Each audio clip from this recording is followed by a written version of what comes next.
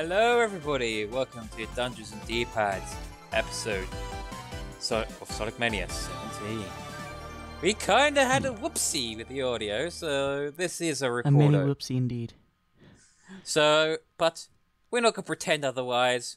We're not gonna insult your intelligence. So we're gonna straight up admit it, yep, we're fucked up, so we're just gonna talk crap. So it's something a bit different than this usual Mania, but it would be Mania and Chaos if it was straight and follow the formula all the time. We're just following the title, keeping it manic. Yes. The next episode should be back to our usual programming unless we manage to mess up again. But hopefully that doesn't happen. I know for a fact the next episode should be working properly, but let's hope that the rest are also working properly. So instead of commentating over what is currently happening, because well, that would be lame, I decided that maybe we should talk about something else. So Volt King, glorious Volt King. Yes. I was curious. How was what game was your first Sonic game, and what console? Mine, for at least according to my memory, was good old Sonic Adventure 1 on the Dreamcast. A decent Sonic game on a brilliant underrated console. Yeah, I heard that the Dreamcast didn't really do too well. Yeah, it didn't do too well. I think it suffered from poor marketing. They did have some great gems on there, like Choo Choo Rocket, Power Gem. There was one that was sort of like a D&D on there that I remembered quite fondly. There was obviously Sonic 1, as well as that was my intro to House of the Dead 2. The series I love just because of how fucking cheesy it is. It is a zombie game, but it doesn't go for the hardcore survival, which I can appreciate, and I do like hardcore scary survivors, but sometimes I just want silly shoot the zombie. And that one, I don't know if the cheesiness was intentional, but that's where it turned out, and it was like, I like this. I like the cheesy bad acting. In fact, I've got House of the Dead 1 on my PC, and I'm looking for a way to get 2 on here too. I may even play it for the channel at some point, perhaps a Halloween special, but we shall see. We shall see. Alright. Honestly, I'm gonna be honest. I've never had the Dreamcast, go figure. And so because of that, I actually don't know about any games that are on the Dreamcast except Sonic games. You are in for a treat. I had all the good consoles. I had the Dreamcast, and my next one was a GameCube, which I love. I wish I still kept it, but when I eventually upgraded to Wii U, Mother forced me to get rid of it. But even now, I'm still learning more features. Like GameCube was portable; it had a little handle. I didn't know that until recently. I think I may have had a Super Nintendo whenever I was 2, 2 or 3 or so, because I remember an imagery of I doubt it was a dream, because I don't think I would have dreamed up something like this. But I remember my dog, or my dad's dog, which his name was Rocky. I remember we were playing a console, and we were playing either Street Fighter or Mortal Kombat or something like that. And it was one of the early ones where it was really pixelated. And so I remember we were playing it, and all of a sudden Rocky chewed the cord that connected it to the TV, and then the whole game was busted. The whole thing just broke, and we couldn't use it. I don't think we ever got a new one, so I'm not really sure what happened with that. But it was certainly an interesting experience. I remember being very upset. But my personal first Sonic experience was actually Sonic Adventure 2, ironically enough. Sonic Adventure 2 Battle on the GameCube, because I think I played Sonic Adventure 1 and 2 out of order, despite the fact that I did in fact play Sonic Adventure 1 DX. And I remember because it was I never actually completed the game. I never actually finished the last story. I think I I think I got stopped around the dark story, Team Dark, because I wasn't that great at the game, but I think the primary problem was that my TV was a bit dark, and at that time I didn't know how to turn it up, and so certain stages, like Eggman stage, was like really confusing for me. And I think I was really bad at taking care of games back then because I didn't like put them in their case and stuff, because it was just annoying for me, I guess. And so eventually, I guess the game eventually broke before we actually had the opportunity to play it too well. I also don't think we had a memory card at that point. That may have contributed to it, but I don't remember. So yeah. Yeah, got many fond memories of Sonic Adventure 2 as well. It was the introduction of Edgy the Hedgy. I mean Shadow. Yeah. Yeah, which while I did like him as a character, I think he's overstayed his welcome and been overdone. Unlike Knuckles, which is still kind of cool even if they've assassinated his character. Honestly, I think that they can do Shadow the Hedgehog really well if they took the time to do so. I like Shadow's character in general, like especially like if they went along with the growth that he went through in Sonic Adventure 2, and kind of like took that in like a new direction. Yeah, I would like that if that's a good way to do it. Perhaps if you still want Sonic Grizzled, instead of having him classic lament on past, completely forget everything and grow some previous games, why not have him sort of like act like a because he is older than Sonic, act sort of like a wiser, even though they were rivals, act sort of like a mentor and repository for information, because he's one of the oldest Sonic characters at 50 compared to Sonic's 15. To be fair, literally triple your age. To be fair, most of that 50 was spent like in like hyperstasis of some sort, so I mean... Yeah. Yeah, one thing that also always gets me is because a lot of the time the old man characters is like 30s. No, Eggman's also 50s, so it's just like, oh, your old man character's actually an old man. Instead of old man. Because that's something that bugs me with a lot of things. It's just like, 30 is not old, or even 25 is not old. Oh, definitely not. Yeah, it may. In fact, 25 you can still argue is young. Well, 30, yeah, you're not exactly young anymore, but you're not old. Honestly, I'm not even sure if I would consider 50 all that old. You're older, but I don't know. I think I start calling someone like an older person, like an old person, whenever they're like 60. But then again, I also don't like using the term old because it feels kind of rude, in my opinion. So, and I don't really think about it too incredibly much. It's just like once when someone's like, once when someone like hits like around the 60 mark, it's like, oh yeah, they're an older person. But yeah, I don't think I ever really got to see much of Shadow's character growth. Though I did play Sonic Shadow the Hedgehog, I didn't get too incredibly far in it, I don't think, but that was also because of the memory card problem. Yeah. Be fair, although some people completed, a lot of people have not completed Shadow the Hedgehog. They've played it, just hadn't got through to it at the end, which understandable. It was quite a detour from the standard Sonic game. Yeah. Quite a bit of a change to the formula with guns and all that. It is what it is. Yeah. But all the guns in certain formats. There was that robot I have to Gamma. I like to have him back. I liked him as a character. One of Robotnik's creations that turned good. One's turns good, one's sort of he's not good, not evil, but he just wants to fuck over Eggman. And all his robots. Oh yeah, he's in Sonic Adventure 1, right? Yeah, Sonic Adventure 1 and then Sonic Heroes, which he's personality theories. Also, I like this. Yeah, that's a cool twist, because I do like the baddie turn goodie, as long as the good baddie turn goodie is done right. I don't think you're supposed to sort of earn your forgiveness and redemption instead of just I'm sorry I murdered your entire village.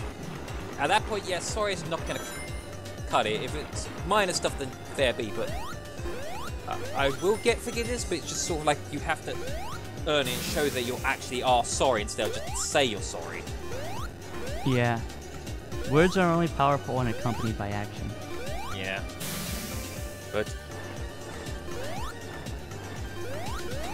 then again, Gamma's character, he wasn't after seeking apology or redemption, because he was more, I want to fuck over Eggman.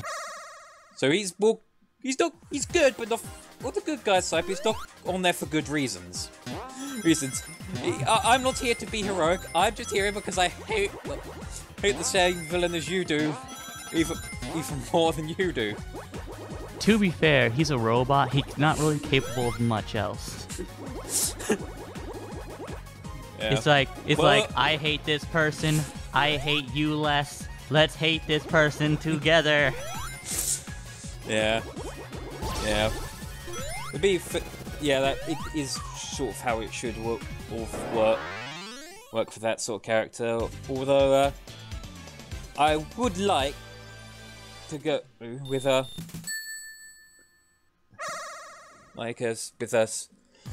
that as a character. I do have a D&D character, Warforged, who's literally, I am robot, and he is true neutral because he's literally just learning of emotions, because he's meant to be a paladin bard, and the paladin's not because he believes in the oath, but because he was programmed for the oath, so that's all he knows, so he follows that because that's what I know.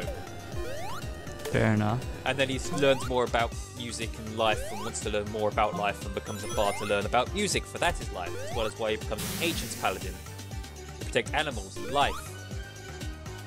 He likes life, although he does not understand life, which is part of which is also why it's going to have a part of his character concept, as well as he's constantly buying random plant seeds.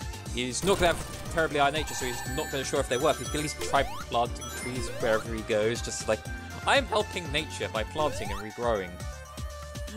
No, those don't grow there. He doesn't know that. He doesn't know that's the wrong type of plant for that environment. He just knows he's trying to help nature, help life. Well, his heart is in the right place, at least, you know? Yeah, his heart's in the right place. He just doesn't have the knowledge to do much good. Yeah, yeah. I honestly, I didn't know that for a long time either. It was only, I mean, whenever I was growing up, at least, I didn't know that that certain plants could, like, genuinely not grow in certain environments. Which makes sense. And it makes sense. Yeah, which makes sense for this character, because as I said, he's literally just getting sentience and conscience, so although he's got the body of an adult, he's essentially a baby. A talking baby, because he's only just been awoken, so physical age, centuries, mental age, 0. Fair enough. Certainly an interesting. Wait, have you played this character yet? No, he's going to be played in Sombra's campaign if it gets off the ground. Okay. But it was a cool character, as well as I do think the concept of a paladin bard does work, even though mechanically warlock bard is better. But I'm not after mechanics; I'm after story. And a bard paladin does work in the story way, especially this one's story. But essentially, fair enough. Yeah, as well as it essentially fits the character, he's going to start paladin going to bard because he doesn't know about civilization, so he's going to break a lot of rules and don't care. That makes two characters that don't care, don't do things with right civilization. Or 3. One's because he's awkward, one's because he doesn't know any better, and the other one's just because he doesn't. Or 2, just because they don't give a shit. One's more drinky, don't give a shit, one's more, oh, use civilization. He is a barbarian druid, and he's just like, he finds civilization silly and stupid. I've only actually had one multi-class character so far, and it's the one I'm currently playing in a friend's campaign. His name is Garvon, and he's a warlock. He's a warlock, rogue. He's in Hexblade, so. And like the rogue is gonna be, he hasn't reached 3rd level for rogue yet, but he's reached 5th level for a warlock. And so he's gonna be a swashbuckler Hexblade. And so far it seems like he's already doing quite well, and he does quite a bit of damage. So, you know, just waiting until like he pops off completely, which will be about, say, 11th to 12th level or so. Or maybe even 10th level, actually. Yeah. Well, it might be 11th to 10th. It might be 11th to 12th. Yeah. But for him to completely pop off. But the campaign will last likely at least that long. So if I still am in the campaign for that long, then we'll it'll certainly be interesting. Yeah. Yeah. With that does. Well, although to be fair, Rogue seems to multi-class very well, especially getting expertise at 1st level. That's brilliant for multi-classing. Yeah. It's like Fighter. It's one of those classes that can, apart from a few exceptions, can multi-class with pretty much anything. Including Wizard Fighter is actually a decent combo as long as it's only a dip into Fighter or a dip into Wizard and not full. Yeah. Yeah, well, which is what I plan to have a backup character for what I'm playing in Heals, because at the moment I'm playing Ozoblin, my half-orc wizard, who's a scribe. Mm-hmm. And because I want to start using the magic users more, if something happens to him, I'll be playing a Goliath that's actually a half-giant. If you like wizards, like not half-giant, I mean a giant that got cursed. If you like wizard fighters, then there's this homebrew class called like the Magnus that someone made. If you want, I can send it to you so you can see what you think about it.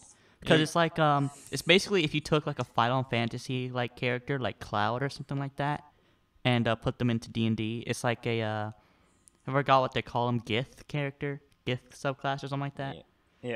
Yeah, I might do that for because it doesn't suit Ozoblin because he's more scholarly and he's meant to be standard weak wizard. But the Goliath, I might take a look because I was going to go either Fighter, Rune Knight, wizard, or just go straight wizard and go more of a war class.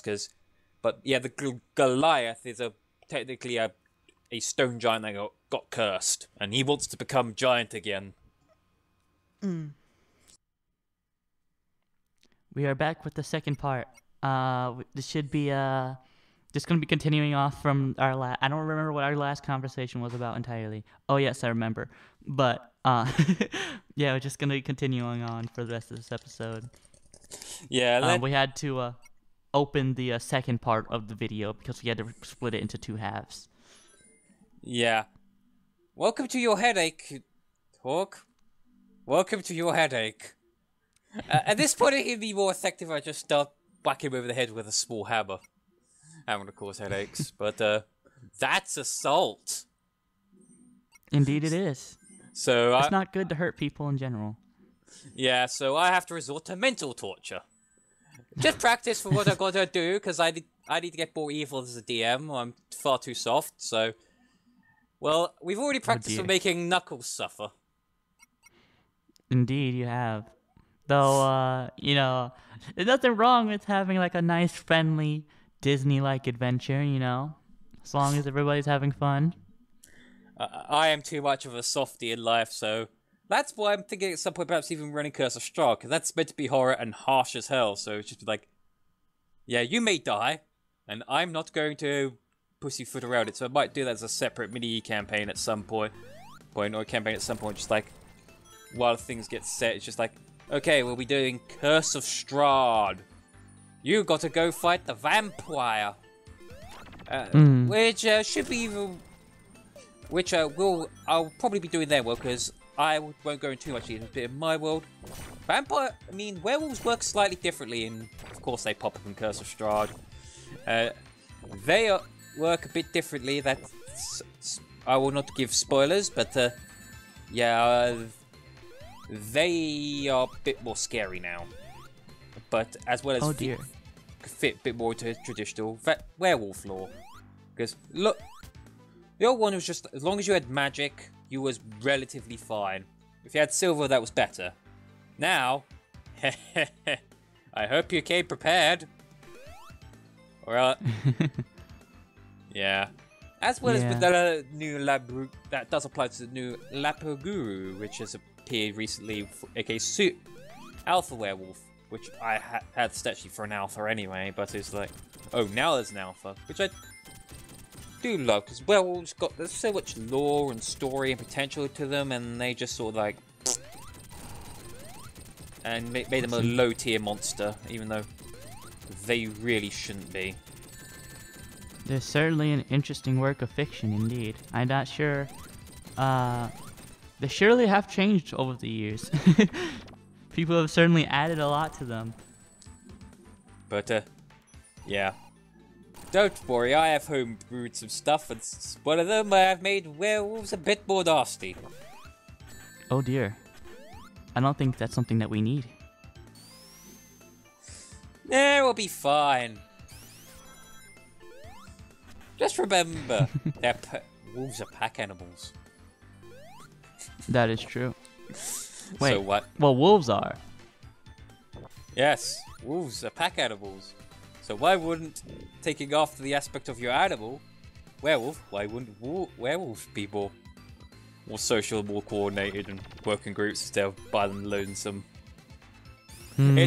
It would fit with the animal that they're based on. Bear, yeah, that's more solitary. Certainly an interesting query indeed. Well, I guess we shall see how that'll turn out. Or I guess you and whoever is in your campaign will see. I likely will not. But I'm sure I will hear about it eventually. Yes, you'll hear about it. Probably bloody hell, what the hell did he do? Yeah. It is what it is, though. Yeah, I've never really played any tabletop RPGs other than D&D. Truthfully, I'll probably won't be playing D&D for too incredibly much longer, just because my own schedule and like the things I need to do and stuff like that. But I plan to at least finish off this campaign, then with a friend of mine. We call him Scribe, and this other campaign that might be coming up eventually. Yeah. Sometime within the next few months. Still not too incredibly sure if I will be playing that one, but I intend to. For now. Yeah. I'll just see how my schedule comes along and like the kind of things I gotta do and if I really have it in me.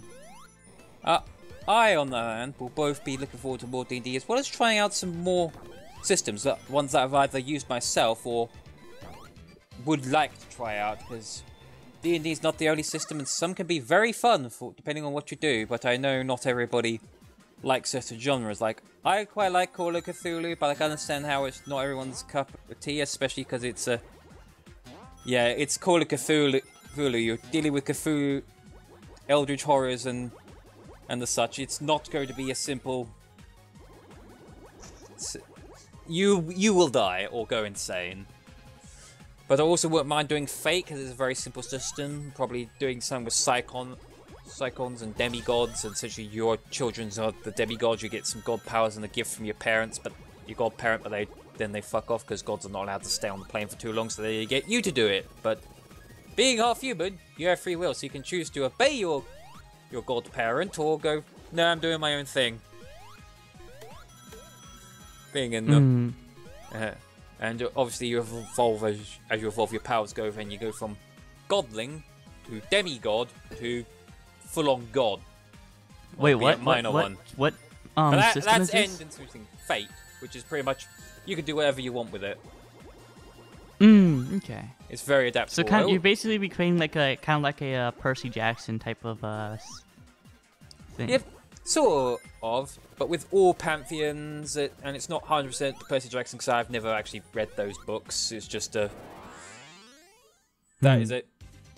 But yeah, that is what I plan. I was also planning on doing Goblin Quest because it's short, silly, and stupid, and essentially you get 5 characters because that's how likely to die. Because you are goblins, and you go off dumb goblin logic. Like, okay, we need glitter for a party. How do we make glitter?